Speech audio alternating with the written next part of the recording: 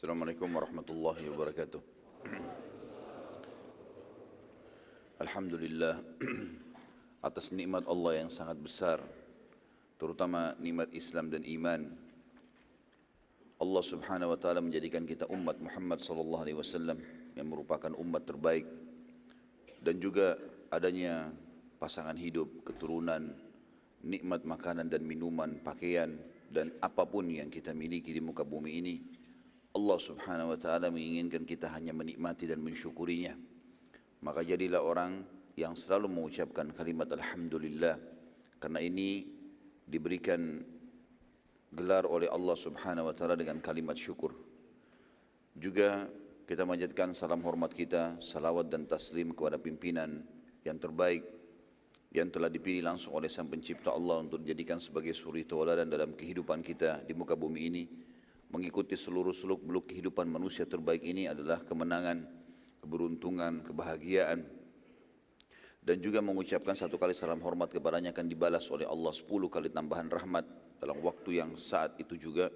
Maka sangat wajar kalau kita selalu mengucapkan salawat dan taslim kepada Nabi besar Muhammad sallallahu alaihi wasallam. Melanjutkan kajian sirah kita, ikhwan dan akhwat sekalian rahimakumullah. Semoga Allah berkahi, dan kita terakhir membahas tentang beberapa kejadian penting yang terjadi di tahun 9 Hijriah. Di antaranya meninggalnya anak Nabi alaihi salatu wassalam, Ummu Kalthum radhiyallahu anha, istri Uthman bin Affan.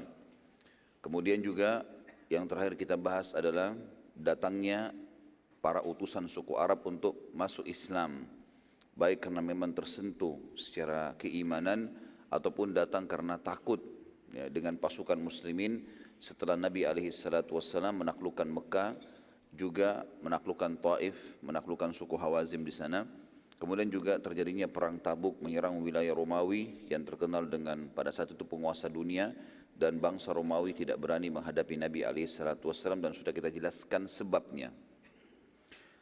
Utusan-utusan tersebut diantaranya yang pertama adalah Bani Tamim, dan ini sudah kita jelaskan bagaimana pimpinan mereka Utarid bin Hajib, Aqra bin Habis, Zufruqan bin Badr dan yang lainnya datang untuk, tanda kutip di sini, menantang muslimin ya, untuk beradu syair. Dan setelah terjadi pertandingan tanda kutip syair di sini antara mereka dengan muslimin, yang dimana muslimin didampingi atau diwakili oleh Thabit bin Qais radhiyallahu anhu dan Hasan bin Thabit radhiyallahu anhum, dan ini akhirnya menjadi penyebab mereka masuk Islam. Dan juga Allah Subhanahu wa taala menurunkan firman-Nya tentang utusan Bani Tamim ini dalam surah Al-Hujurat, surah nomor 49, 5 ayat pertamanya, dan ini juga sudah kita bacakan.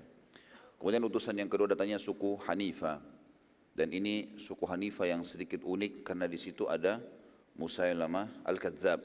Sementara suku Hanifah ini sebenarnya seluruhnya sudah masuk Islam, tapi karena perilaku Musailamah Al-Kadzab yang akhirnya mengaku nabi juga dan diikuti oleh pengikutnya gara-gara seseorang yang telah murtad ya, dari sahabat Nabi SAW yang bernama Nahar ya, bin Umfud ya, atau Nahar tepatnya namanya.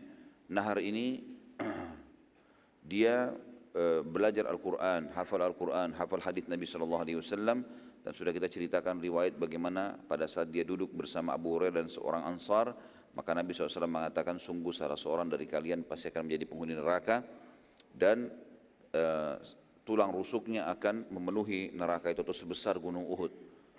Maka hal ini ditakuti oleh Abu Hurairah sampai akhirnya terbukti Naharlah yang telah murtad karena hasil negosiasi dengan Nahar bin Umfuwah ya, namanya Nahar bin Umfuwah ini. Dia negosiasi dengan Musailamah atau diajak negosiasi Musailamah Al-Kadzab untuk menjadi wakilnya. Akhirnya dia murtad dan membuat seluruh suku Hanifah pun murtad. Dan yang belum saya tekankan semalam itu atau kemarin adalah Nahar ini mati terbunuh di tangan pasukan muslimin ya. Setelah penyerangan wilayah Yamamah dan terbunuhnya Musailamah Al-Kadzab, Nahar pun terbunuh di tangan muslimin. Kemudian juga sudah kita ceritakan tentang suku Tai yang dipimpin oleh Adi bin Hatim ya, bagaimana Adi bin Hatim pada saat pasukan muslimin menyerang ke sana, dia melarikan diri ke negeri Syam bersama istri dan anaknya. Akhirnya adik perempuannya tertawan dan ringkas cerita adiknya pun masuk Islam. Lalu menyusul Adi bin Hatim ke negeri Syam, kemudian menawarkan kepadanya untuk masuk Islam karena dianggap adiknya ini dewasa, maka adiknya menyarankan agar dia masuk Islam dan tidak ada sesuatu yang lebih mulia daripada menjadi sahabat Nabi SAW.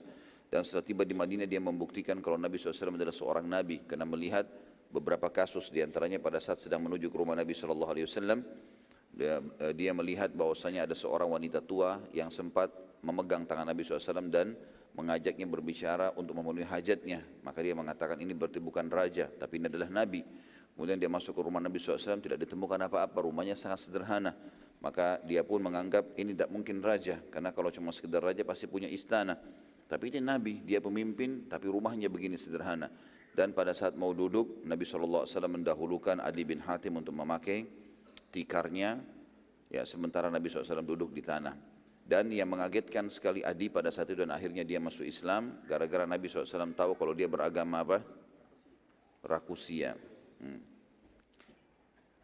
Dan setelah dia syahadat pun dia ikut sholat bersama Nabi SAW, dan dalam sholat Nabi SAW sengaja membaca ayat untuk meluruskan akidah Adi, yaitu membaca surah At-Taubah ayat 31 tentang banyaknya rahib-rahib dan pendeta-pendeta yang disembah selain Allah Subhanahu Wa Taala, selain mereka juga mentuhankan Al-Masih Isa alaihissalam.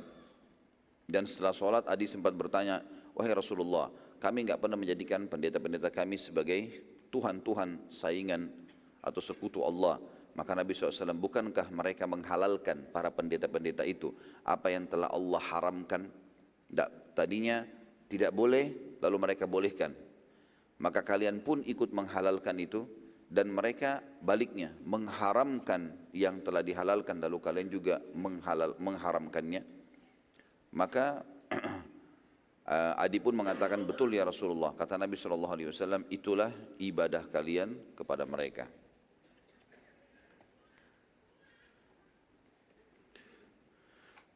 Juga teman-teman sekalian, Nabi SAW menjanjikan kepada Adi sambil mengatakan kepadanya, mungkin Adi, kamu dulu tidak mau masuk Islam karena kamu melihat muslimin miskin, ya.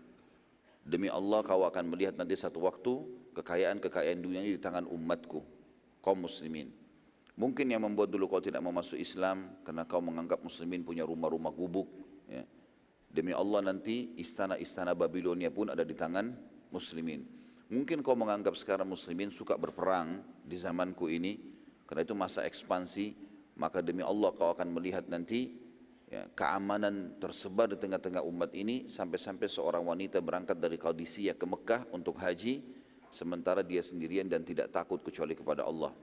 Maka Adi bin Hatim pun akhirnya membuktikan itu sambil mengatakan, aku betul-betul melihat dengan mata kepalaku kalau istana-istana Babilonia dikuasai oleh kaum muslimin sebagaimana penyampaian Nabi SAW.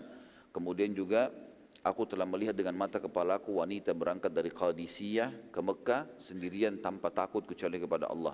Dan andai saja aku masih hidup, pasti aku akan melihat yang ketiga.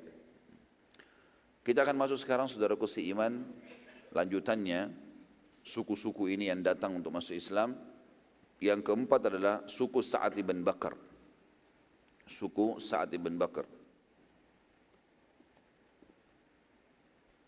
Pemimpin suku ini, suku Sa'ad bin Bakar ini bernama Dumam bin Tha'labah. Dumam bin Tha'labah.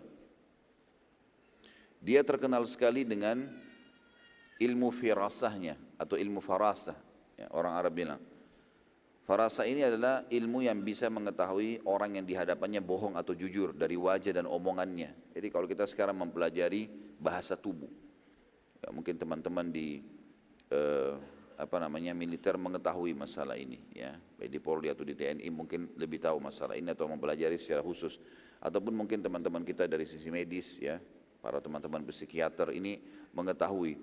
Umumnya juga subhanallah orang-orang mukmin diberikan farasah ini, ya. Mereka bisa tahu orang ini bohong atau tidak, tapi itu tentu dari feeling, dan ini berbeda dengan sangka buruk, ya, karena memang dasarnya orang itu kelihatan dari bahasa dan gerak-gerik tubuhnya. Kaumnya berkata pada Dumam, wahai Dumam, pergilah dan temuilah Muhammad, lalu nilailah ia untuk kami. Kalau menurutmu ia jujur, maka kami akan beriman. Dumam pun pergi ke Madinah sebagai kepala suku Sa'ad bin Bakar ini dan memasuki masjid. Begitu dia masuk masjid, dia belum pernah lihat Nabi SAW. Lalu dia mengatakan, siapa di antara kalian anaknya Abdul Muttalib? Dia enggak katakan Nabi SAW dan sebutkan namanya. Nabi SAW lalu berkata, menjawab sambil duduk di saf di bagian tempat imam, lalu mengatakan, aku. Dan orang Arab zaman dulu teman-teman sekalian, kalau kakek mereka terkenal, mereka suka menisbatkannya pada kakek. Karena Abdul Muttalib dikenal di Mekah. Makanya dikatakan anak Abdul Muttalib. Ya. Kata Dumam, wahai Muhammad, aku akan menanyakan kepadamu pertanyaan, jangan tersinggung dan marah. Karena aku akan terang-terangan. Kata Nabi SAW, silahkan. Dumam lalu berkata, wahai Muhammad, siapa yang menciptakan langit dan siapa yang menciptakan dan meninggikan langit? Maka kata Nabi SAW, Allah. Dumam berkata lagi, siapa yang menghamparkan bumi? Dalam riwayat lain dikatakan, Dumam ini berkata, aku bertanya kepadamu, jawablah dengan jujur, siapa yang menciptakan langit dan meninggikannya? Nabi SAW mengatakan Allah. Siapa yang menghamparkan bumi? Aku bertanya lagi kepadamu, jujurlah. Siapa yang menghamparkan bumi? Kata Nabi SAW, Allah. Lalu Dumam bertanya lagi, siapa yang menancapkan gunung-gunung di muka bumi ini? Kata Nabi SAW, Allah. Dumam lalu berkata lagi, aku bertanya padamu atas nama Allah yang telah menciptakan dan meninggikan langit, menghamparkan bumi dan menancapkan gunung-gunung. Apakah Allah yang telah mengutusmu pada kami? Nabi SAW pada saat itu lagi berbaring. Ya, biasanya Nabi SAW tradisi kalau lagi ngobrol sama sahabatnya, kadang-kadang duduk, kadang-kadang beliau ittika, beliau meletakkan siku kanannya di tanah, kakinya yang lonjor alaihissalam lalu berbicara dengan para sahabat. Menunjukkan waktu itu adalah waktu santai. Maka pada saat mendengarkan ini, tadinya Nabi SAW lagi berbaring, lalu duduk. Karena pentingnya pertanyaan ini. Ditanya atas nama Allah pencipta langit, pencipta langit dan bumi dan menancapkan gunung-gunung. Maka Nabi SAW pun menjawab dengan sangat yakin dan tegas, iya. Dumam berkata lagi, aku bertanya atas nama Allah. Ya, pada saat itu langsung dia mengatakan begini, aku bersaksi bahwa saya tidak ada Tuhan yang berhak disembah selain Allah dan engkau adalah benar utusannya. Syahadat dia. Dumam berkata lagi, aku bertanya padamu atas nama Allah yang telah menciptakan dan meninggikan langit dan menghamparkan bumi dan menancapkan gunung-gunung. Apakah Allah yang telah memerintahkan kepadamu menyampaikan kepada kami agar sholat 5 waktu sehari? Kata Nabi SAW, iya. Dumam lalu berkata lagi, aku menanyakan lagi padamu atas nama Allah yang telah menciptakan dan meninggikan langit, menghamparkan bumi dan menancapkan gunung-gunung. Apakah Allah yang memerintahkanmu kepada kami agar menyampaikan kepada kami mengeluarkan zakat dari harta-harta kami? Kata Nabi SAW, iya. Dumam tanya lagi, aku menanyakan padamu atas nama Allah yang telah menciptakan dan meninggikan langit, menghamparkan bumi, menancapkan gunung-gunung. Apakah Allah memerintahkan kepadamu agar memerintahkan kami untuk puasa Ramadan selama sebulan? Kata Nabi SAW,